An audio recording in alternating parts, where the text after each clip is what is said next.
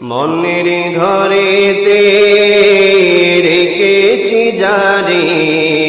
দো জাহানের বাদশা নবী কামলিওয়ালা রে দো জাহানের বাদশা নবী কামলিওয়ালা রে আমার দয়ার নবী রে আমার মায়ার নবী রে দো জাহানের বাদশা নবী কামলিওয়ালা রে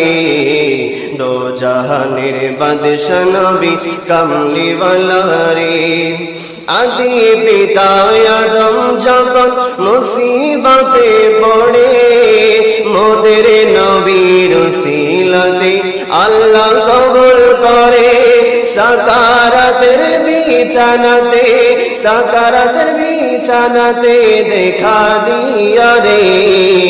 দো জাহানের বাদশা নবী কামলিওয়ালা রে